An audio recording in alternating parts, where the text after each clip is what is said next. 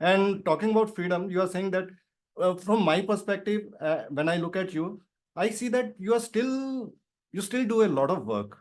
And it's not that you are, although like from outsiders perspective, you may be doing like just one inner circle call and one leadership council call, like that may be, but I think you are still doing a lot of work for a community. You are thinking about like what problems quantum members are facing and even other people are facing and how to solve them. So you are working a lot, but since probably you are enjoying it, that's why you are calling it as freedom.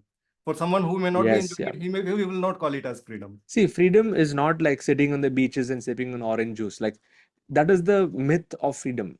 Like what the media projects: financial freedom, time freedom, don't do any work, just chill, let your bank account get full. Like I say that that's not, it's not the right perspective of freedom. Rather, even if you look at some of the biggest, the billionaires on the planet today, they work extremely hard, and they can choose the hours they want to work, but they choose to do the work because they find meaning in the work. So freedom for me, it's not about not doing work, it's about doing meaningful work. And of course, if I choose to take a vacation for 1 month, I can do that. And we did that last year with the family and put everything on automation. But the point here is, even after those 10 days I got bored, I wanted to come back and serve the community. So there's a different uh, taste that you'll get. I want to call it like a higher taste. You got a higher taste when you start serving others. Just like sweetness is the innate quality of sugar, service is the quality of the soul. I mean, innate quality of the soul. We're always serving somebody, right? We're serving the boss, or serving our family, or serving our community, or serving the nation, or something. So service is the nature of the soul. And the true freedom is when you love what you do and you're throwing yourself in the service of a mission that you resonate with. And there's never going to be a day where you'll ever need to work, because work is play. Or let's say work is, you don't look at work as work. So yes, I work really hard, and I don't even look at hard work. It's like, You it's are just enjoying it. it's a part of life. It's I guess, as they say, right, in the Sanskrit, there's a word called swabhava, your innate nature. Even Demartini talks about your core values. When you live your life by your highest values, there's never a day that you will think about working. And I was inspired by Dr. Demartini, because he's 70 something, 74, 75 years old. He does 15-hour days trainings. Yeah. Okay, and I'm mind blown. I was like, I want to be something like that when I'm 75 years old. And it really, in Blair is also 72, 73 years old. And he's climbing Mount Kilimanjaro. He's doing like train the trainer, starting at 9 a.m. and finishing at 1 a.m. Yeah. That's like, that's an inspiration for me, because for them, it is not work. And for them, it's not about freedom or not freedom. And for them, the freedom is to be able to do that work. Yeah, it's So, yeah, amazing having that amalgamation of like work. If you enjoy what you are doing, then there's no day at work. And you are talking exactly. about this, and I was thinking about Warren Buffett. He's 80 plus and he still goes to his office and does everything Yeah. what he has been doing just because he's enjoying that. For him, work Yes. and pleasure is the same thing. Absolutely. Yeah.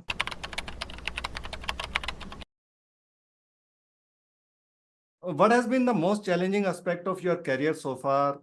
And I would like to know more about it and how you overcame it. And if you can share any turning point or pivotal moment in your career so far. So it's a challenges. If without challenges, there's no growth. Okay, let's put it that way. Even DeMartini says that progress happens in the border of support and challenges. So when you have the right support and the challenges, and you're always being challenged. So I give the example even in yesterday in circle call. If you have a 9-year-old under 9 cricket team, and you have an Indian cricket team, and you make them play together, there's no game. No, Okay, you no have to way. have Indian cricket team needs to have a Pakistan team to actually make the game worth seeing. So even in our career in life, and like for me personally, I've had different moments where those challenges help me level up my game. So like say going back when I flunked my 12th, scored 28% on my maths board exams. That that experience opened me up to discovering my sound engineering course. I opened up a newspaper and I saw the ad and I said, okay, I want to try this out. Where they only needed a 10th pass qualification criteria for that. So I went and did it. I went to the studio, got it. So that was the first turning point of my life, is then when I was doing really well in sound engineering days, you know, I felt it. it was getting to me. I did not like the lifestyle because I was teaching, I was doing music, and I was into all kinds of habits and stuff. And that's when a Dubai opportunity came. So I went through a transition there, completely moving from going from Chennai to going to Dubai and working over there, and it was a level up in my career. So the challenge for me at that point was breaking my old habits and my old set of friends, and it was like I had to take that step.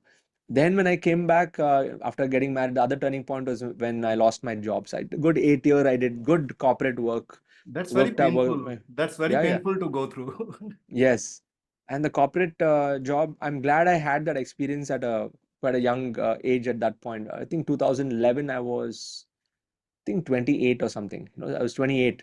So, so because I started working at age 19, I had like 10 years corporate experience, 8 to 9 years corporate experience.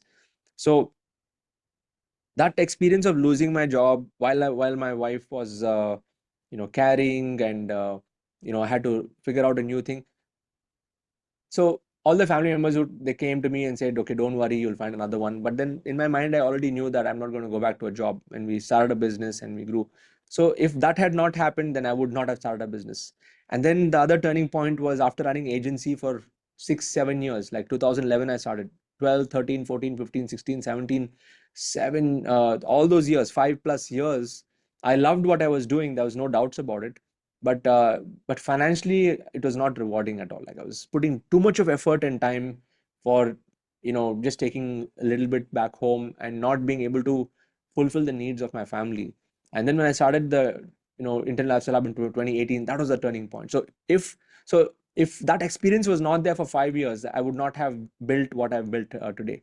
Now even in this business, go through lots of challenges, different challenges, like ad accounts getting shut down, cost per lead going high, sometimes the ROA is going down. So it's a continuous reinvention that needs to be done at every stage. Like I'm always revamping products, revamping strategies. I'm not just happy with whatever I did in 2018. Like I'm always rebooting things. Even hackathon now, we're in version number 7 that we're doing. So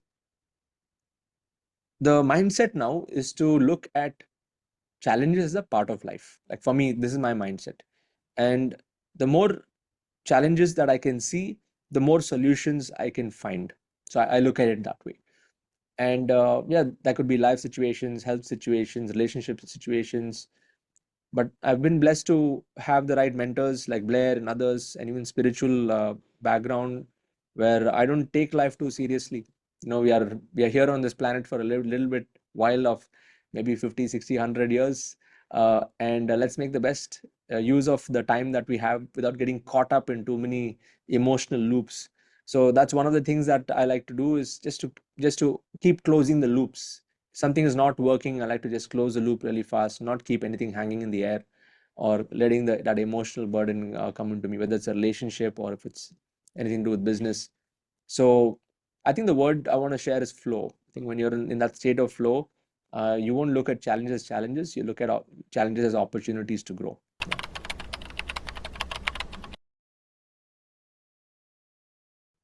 But were you always like this? Because see, when you flunked your 12th, at that point of time, we are just a teenager, Yeah. and it can be quite shattering, and people get into depression and those kind of things. Uh, and this is a question which a lot of people who have asked me to ask you. How Hmm. did you get through those situations at that point of time? Now you know in the retrospective that okay, these True, true, challenges yeah. are part of the life, and you have been through the mentorship programs with Blair and other people. So now you know how to handle them. But at that point of time, we are quite immature at times. Hmm. How did you manage to go through those challenging times? I guess it was the environment again. My parents they've given me a freedom from my childhood. So they never really pinned me down saying that you're a loser, or like even from grandpa, the value system has always been like never put anyone down, or like I always had a high self-image. Okay, there were moments where I failed, but even though it was tough at that moment, I knew that my bounce back was somewhere inside is like, okay, fine, this is it's a part of life, see that was the kind of response my parents also gave me. Okay, it's a part of life, okay, do it and figure out what you want to do next, like just move on. Wow. So it never, I think that foundation helped a lot, because dad Yes. also was like that, mom also was like that, and even now they're like that. So just try something. And even when I flunked my sorry, when I lost my job also, I went to dad and said, okay, what do we do? And then okay, he said, okay, now figure out what you want to do next. And we didn't have any financial big financial background or nothing like that. Typical middle class family. Yes. We didn't have, we actually, I grew up in a pretty big home, British home. My grandfather, we lost all the wealth. I mean, Yeah. everything. It was meant to be. I look back in time. If that had not happened, I would not be able to. I would not be doing what I'm doing right now. So everything is cycles, and everything has a reason. So to answer your question, I think that foundation of my parents and grandpa gave me that emotional resilience where I did not break down. I always kept building something next. Yes. And even the Yes. rebel was there. I always had the rebel side, like, I don't care. It's like my teenage, I was a very different persona. Yeah. For me, like I was on the other side of the spectrum. I was very good in academics. I did very well in 10th and 12th. I went to IIT, and still I was feeling that I am not good enough. I'm not good enough Yes. internally. I was on the other side of the spectrum. I was taking things Yeah. too seriously. Yes. So Correct. it's just like It is a another side of mirage, the right? I know many people who are like the top performers. They're like, uh, and when I've analyzed people who have achieved like great things at a young age, like say for example, you've done IITs and all, I'm sure there is some root to some expectations set by a father figure or like someone in the family. But then the expectation is set so high that even when you achieve that, you feel that I'm not there. not good enough. It's always in the horizon. You never arrive there. So Yeah. that's also not a good place to be actually to think about. But that's how this education system is. I mean, it's designed to. It's not really uh, making people realize that they are already good at what they are. They just need to hone their craft, and that vacuum is always there. Yeah, Yes, yes, and that's what gives us opportunity now to like something to reform, something to change, something new to bring. Yeah, so exactly. We need that. we are both at the other side of the spectrum, but like But we are it's working towards culminating same in goal. the same goal. Yeah, true. Yeah. Cool, cool.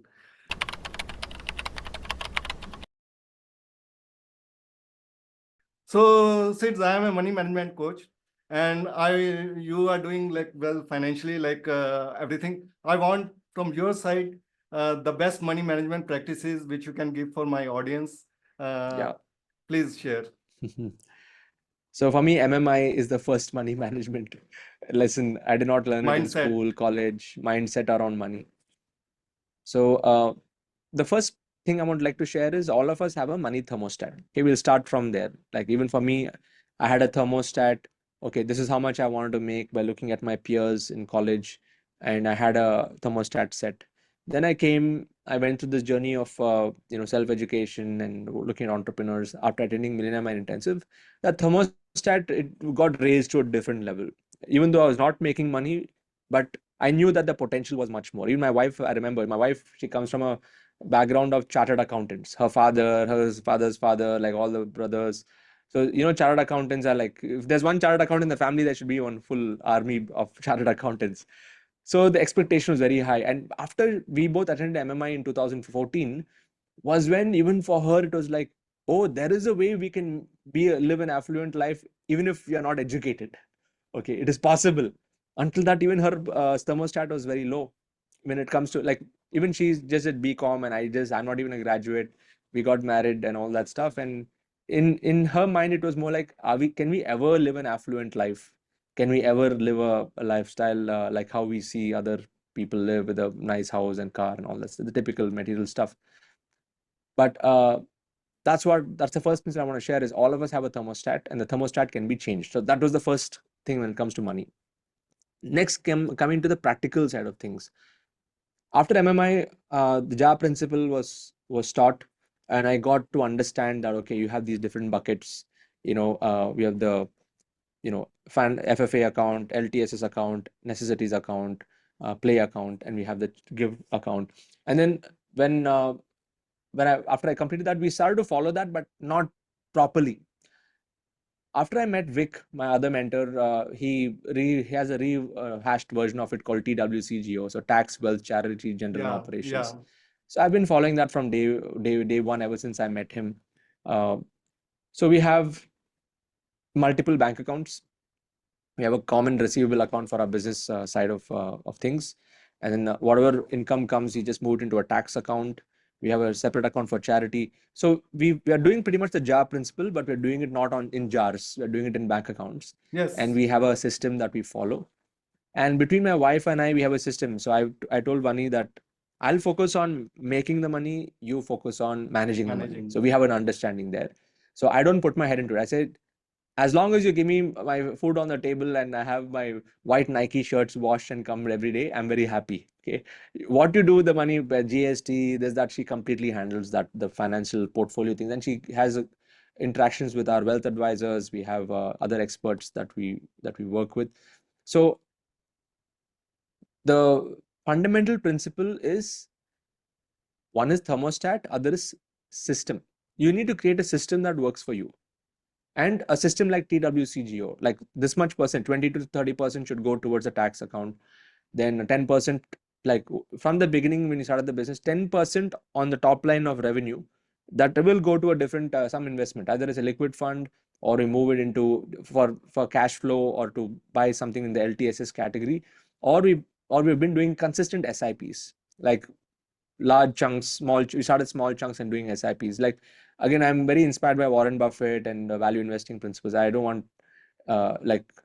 I don't want to step into something which is too good to be true, and any of that stuff. Like, I don't mind playing the long-term game, investing into businesses and stuff. And I take advice from people who are, even though there are many opportunities, I don't want to be in every party. And I'm sure you're a money coach, so there's enough of shiny objects in that space also that people get into. That's true in So all areas of life. in all areas. So as a principal, my wife and I, we, again, thanks to Suren, he's like our mentor. We would have made some very bad decisions in finances if not for his guidance. So because he's been through his own journey of ups and downs in Yeah. money management. So so all our financial decisions, I always run it through Suren as one of the people, and he recommended a financial advisor for us, and we work with them, who he also works with. And we've been moving things in a very conservative way. But more than anything else, I guess for me, the money management part is kind of set. So we pay our taxes on time, and we have a proper auditor. Like, that process is set. We also got a certificate from Government of India for paying the taxes on time. Yeah. It felt really good, GSC certificate, which is very rare to get from what I heard. My auditor says that it's not easy to get that acknowledgement from the government.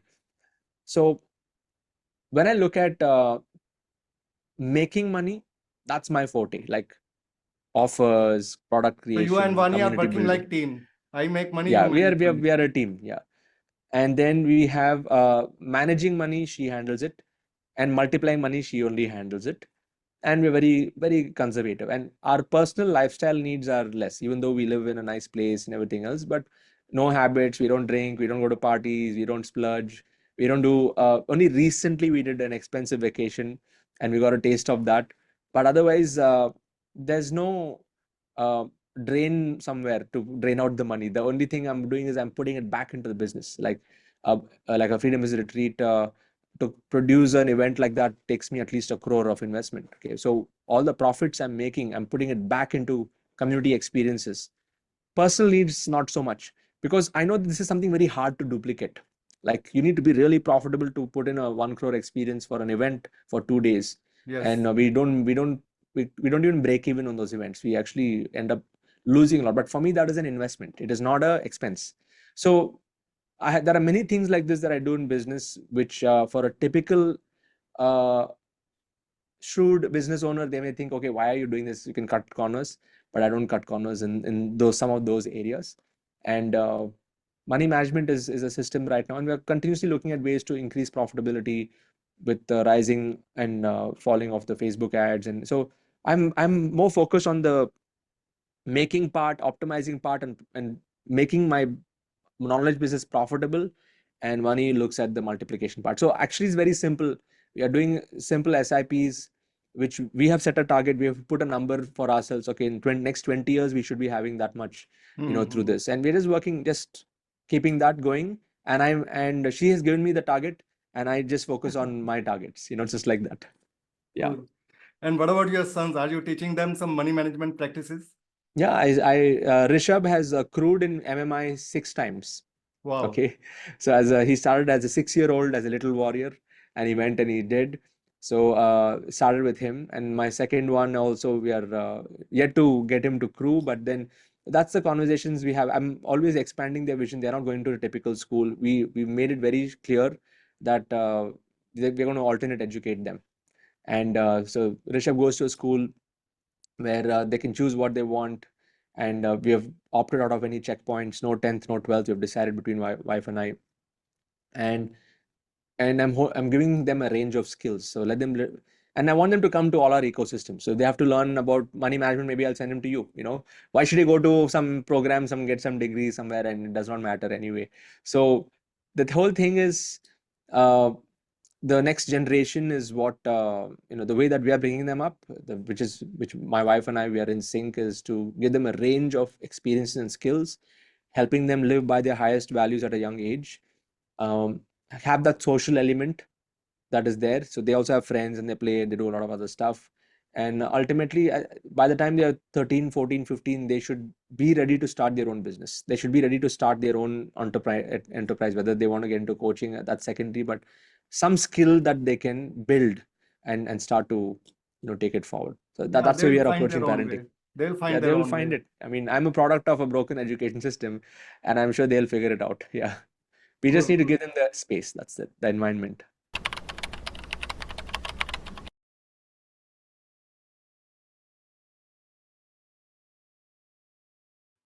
Sids is amazing, isn't he? It was an amazing hour of conversation that I had with Sids. I'm sure that you are getting tons of values out of this video. And if that's so, please don't hesitate in expressing your love by subscribing to my channel, Dinesh Megamoney, and liking this video. I really appreciate if you share your feedback in the comments below. Your encouragement will motivate me to bring more such videos in the future. And if any constructive feedback is there, it will help me improve and get better. So go on. I won't be your interruption for long. Please resume enjoying this video. Thanks again. So one question from coach's side. You have been advocating coaching with lean teams, and you yourselves are working with very lean teams. But there are, on the other hand, some other coaches which say that, and your friend Rajiv himself says that Yes. you need to delegate and need to create teams to build business, and delegation needs to be done. Yeah. How would you clarify regarding this? How to strike the balance? So I delegate a lot. So I'm in sync with Rajiv, just that they're not on my payroll. That's the only difference. Okay. We have a team of 50, 60 facilitators who are doing different calls. My core team comprises of a general manager of operations. We have a community manager. We have a content manager. We have a 2, 3 support publishing team. So my core team only has 5 people. And so it is again depends on your style of working. Okay. For someone like Rajiv, since I know him for so many years, he gets his kick from walking into an office, meeting face to face, having the team meetings in the boardrooms, and that kind of stuff. But now he's also got a taste of the freedom business model, and I actually gave him a full download of how I do it, and he was blown away by what happens. But the thing is, what he's saying is, it's very important. If you're going to be building it like an enterprise in the long run, and you want to build division heads, and it's a very corporate structure if you think about it, and that is one of the ways to build a business. Now, when it comes to a knowledge business, unless you're doing a consulting model, like in his case, he has a team of 40, 50 consultants, and you need to have a structure there, like somebody who can lead a few consultants, monitor and check how it's going, because each consultant is handling a high value client. It's a client based model. Okay. But in what I'm doing, it's a community based model. I'm not having clients as such. My only so-called client, if I should say, is my quantum members, where I do one-to-ones with them. And even that is only the first one-to-one is very intense. And after that, it becomes very fast, because I'm not catering to so many different kinds of business. All are the same kind of business, same kind of problems. It's easier to manage. And I'm using the members to train other members. So it's not that I don't have a team. I have one of the best teams. Like when you look at my events, I have an awesome team. My design, I've got an awesome team. My development, I've got a super team. And even now, I've partnered with Tag Mango. So instead of me building a software, why should I do it? Let me just partner with somebody who's already doing it. So my approach has been more of strategic alliances with anything to do with like design, Facebook ads, or like advertising, where I'm just paying them per project or paying them per task, but keeping my team very lean on the payroll side. On the payroll, That has it is given, lean. yeah, payroll is very lean. If I have to tell you the number is, I think it's less than 3 to 4 lakhs a month for the amount of revenue we are doing. It's nothing. So that gives me that flexibility, and there's no office. And even when I'm onboarding people into my core team, I make it very clear that we are going to be 100% virtual. And we've not had a team meeting for the last 3 or 4 months. Okay, now this is Raji he will if I go to him and tell this, he'll say, "What the hell are you doing?" But because for that corporate structure, you need those team meetings and all that stuff. Because when I was running my agency, I had 35 employees, and we were spending more time in the meetings than actually doing the work. So this time I said no, I'm going to keep it simple. But we do have reviews, and my coordination with the teams are all very fast through WhatsApp, voice notes, and so it's a very different leadership style, if I should say. Okay, it's not that one thing is better than the other. It's just you have to pick whatever style that you want. And I found a lot of peace and the progress that we have made. So ultimately, in a business, what do we look at? Progress, profitability. If it can be done this way also, that's great, and it can then be also done in the other way also. So it's like you just need to. It's like different folks play different strokes. One is a left-hand batsman, one is a right-hand batsman. You just need to pick which one you want to, how you want to play the game. Yeah. Cool.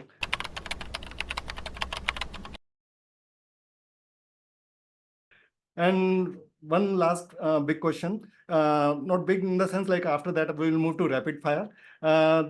You had recommended this book's Becoming Supernatural, and Yeah. I went through it, and like it helped me a lot. Like I was mind blown. And after that, I read this book, You Are the Placebo, same by same author. I would like some more recommendations from you. So books. I'm a very audiobook person. I don't read books. I don't have the patience to read books. I just listen to it 1.5x 2x speed. And my approach is also not I don't want to finish cover to cover like in one shot. I go through different books at the same time.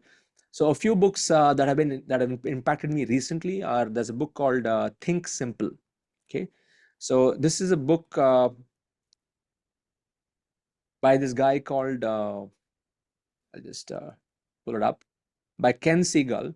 It's a book on how smart leaders defeat complexity. So he's the one who spent a lot of time with Steve Jobs, especially when Steve Jobs was innovating and creating these amazing products. And he actually decoded the mind of Steve Jobs. He worked for 12 years with Steve Jobs. Okay, so I'm really inspired by Ken Siegel's book on this. Another book I recommend is called Hooked. Okay, Hooked by Nir Eyal, and how to create habit forming products. I was really inspired by this book also because I wanted to create a community and I want to design products where it's very sticky. Like people want to keep coming back more and more, like the social element. And why do we open Instagram like 100 times a day? Because that's an addiction to it. So how Yes. can we make addictions positive through learning and education? I got a lot of ideas from that book called Hooked. And these are more to do with the business side. On the personal development side, if I should recommend a book, is it's a 1919 book. It is it's the original law of attraction book. It's called the Master Key System by Charles F. Hennell. Okay. Again, if you buy the book on Amazon, you may not find it so interesting because it's all like bullet points based. But if you listen to the audiobook, it'll take you 5 to 6 hours.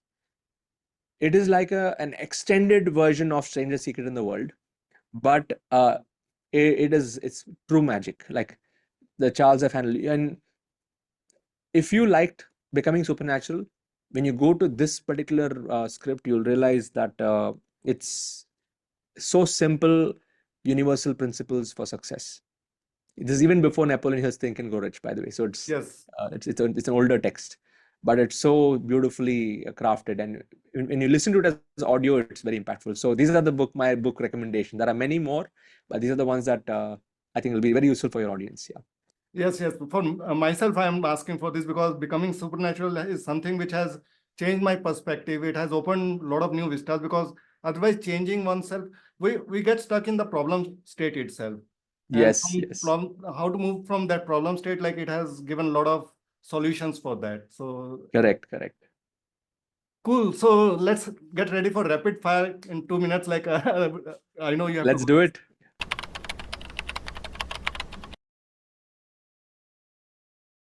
So first, social media of choice: YouTube, LinkedIn, FB, Facebook, or Insta. I think all because I'm not on social media. My Okay. team does it. But right now I'm powering up my Instagram account. I have two accounts now. One account for my life updates and one where I'm actually recording good reels because I feel now with the way things are going, Insta you can get very good reach if you do it the right way. So Insta for now. And today you are launching one new account also, no? Yeah, it's already launched. It's Already launched. launched in the morning. I started with my first reel on that new account. Cool. So second question: in current India, who are three people you find inspiring? In current India, who do I find inspiring? Three people. Uh, I've really not. I know it's rapid fire, and I have to think. I didn't want to think through before this. I'm inspired by Prime Minister Modi for the way he's. You know, people would have different opinions about him, but I like the way he is building his influence, like, and he's creating. How he's able to use storytelling to connect with an audience. Okay, so I'm inspired by him. I'm inspired by. Actually, I can't think of any more any No others like problem. in the current India. Yeah, Chalo, one last question. Tell us a joke. I've never heard you telling a joke, so I want to. that will be something. Okay, I okay. You want me to? Okay, I have to think about a joke right now. It's rapid fire, right? Yeah, Mm, I can make it easier for you. You can think yeah, about make it easier for me. Ask me something, and probably I'll just give it a spin. it. Okay. Uh, how's your fitness level on a scale of 1 to 10? Yeah, I'm at 9 out of 10. Wow. Energy, yeah, body parameters because I do panchakarma once a year. Yeah. Cool, cool. And at home, are you serious or jovial, easygoing? It's both. In fact, I'm a very chill guy. It's like at home, I don't take things too seriously. And of course, when I'm doing my calls, I want to be there on time, 20 minutes before I start the call. So I have my routines. Yeah, at home, I'm just easygoing. Play a lot of games with the kids, and it's mostly easygoing. And do you plan a lot or do you go ad hoc also? Structure is there, but I'm very flexible within the structure. It's a combination of both. So even though I know something has to be done, like I'm very flexible in moving things, and I don't get perturbed if something is not going the way that I want or something. I'm just like to be in the flow. Yeah. Cool, Sids. I could go on and on. I'm really enjoying it, like having this conversation with you. But in the Thank you. interest of time, I have to wrap it up. Thanks a lot. Thanks a lot for your time, sharing all the information, knowledge. And I'm truly honored having you on Thank you, having this Dinesh. conversation Great with you. questions. Loved it. And I hope the audience is going to take something from this. And yeah, looking forward to seeing them make progress. Thank you so much. Thank you, Sid. So thank you, audience. Like I'm going to put it on social media soon, and I'll wrap it up. Bye. Bye for now. Okay. Thank you.